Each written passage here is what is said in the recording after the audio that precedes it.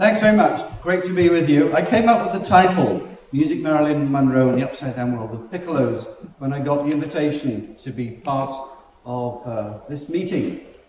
I came up with the title, but I didn't write the speech at that time. And so when I was given the title, just a few days ago, I thought, what on earth was I thinking of at that point? So, having come up with the title, the thinking stopped at that point, and now I'm left with catching up with myself. So I've come up with the following for you.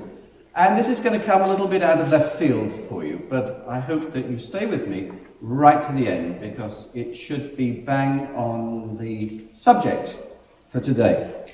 So I'm going to invoke somebody who is pretty unpopular, much maligned, criticized, denounced in many places, and that's Sigmund Freud.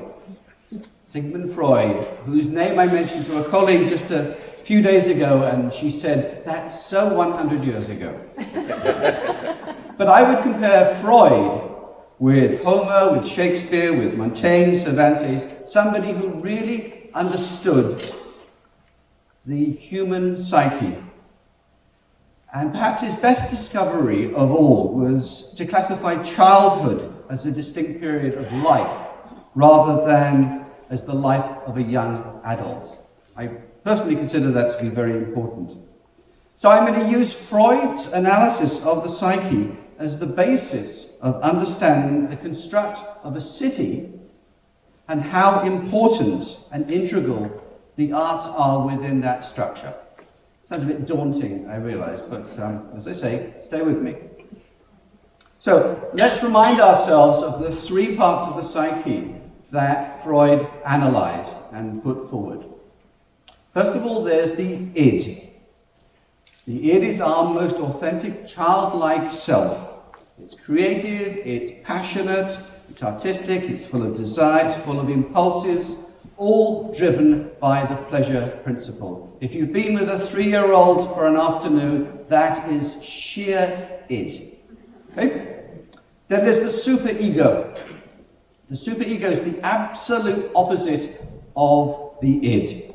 It's dealing with right and wrong, it's irrational in its choices, it's realistic, it's guilt-driven, that's where all your guilt comes from, and it's intent upon controlling the excesses of the id.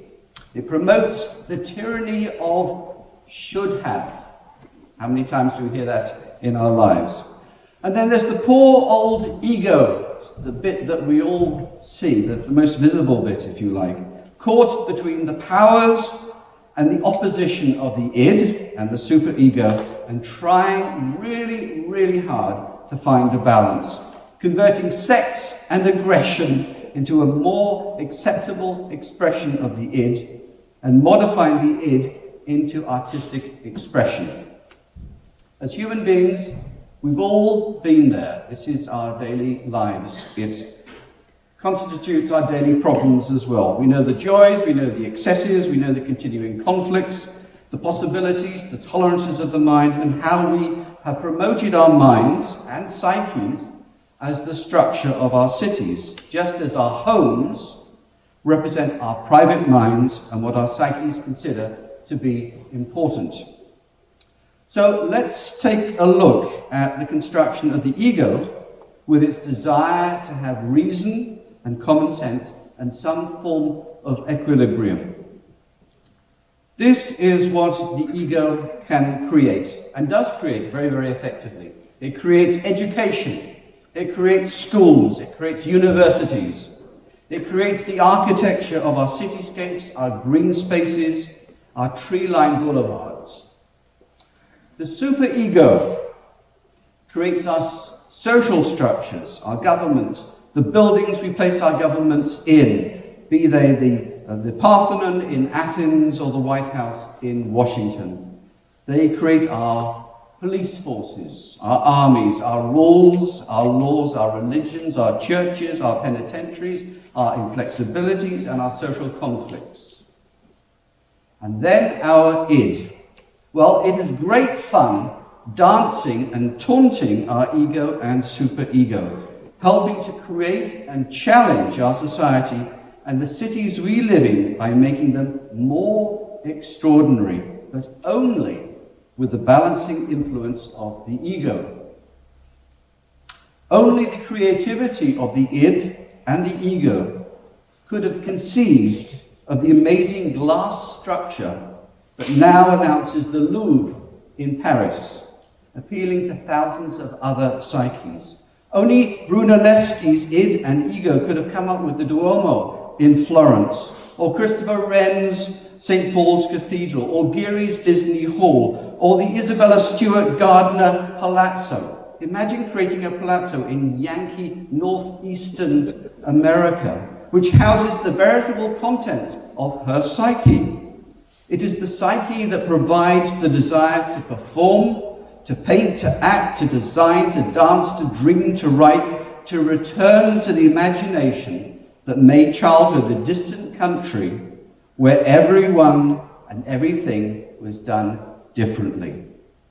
And in this desire to make an accomplice of the ego in building great institutions that house the goals of our civilization, drama companies, theatre, Cirque du Soleil, street artists, musicians, orchestras, a far cry, dance companies, designers, composers, writers, choreographers, filmmakers, thinkers, philosophers, people and works that change our lives, make our lives worth living, give us a handle on infinity and on death and on birth.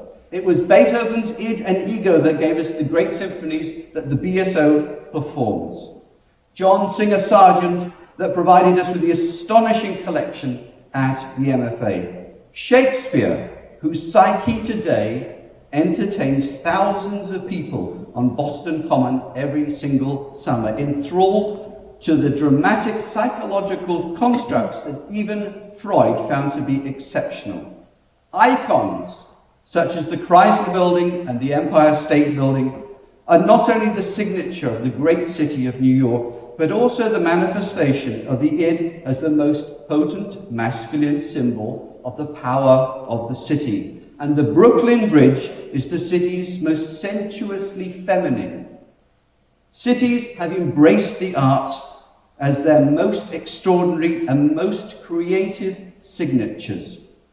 And where this has happened, in the most all-embracing fashion, we have created world-class cultural destinations.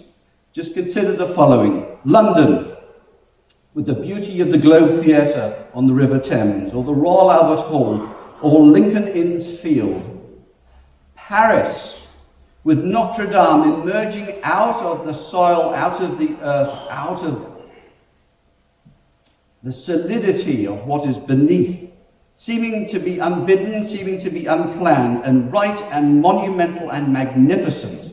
The Blue Mosque in Istanbul, surely one of the most magnificent structures in the entire world. The giant bean, I always call it the bean rather than the cloud gate, in Chicago's Grant Park, created by Anish Kapoor. Just to walk around it, to touch it, to see families, to see faces, all reflected. That is absolutely magical.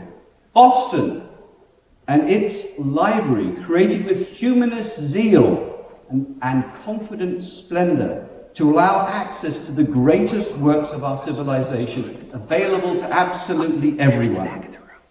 New York's Guggenheim Museum, rolling in rings higher and higher in Frank Lloyd Wright's design.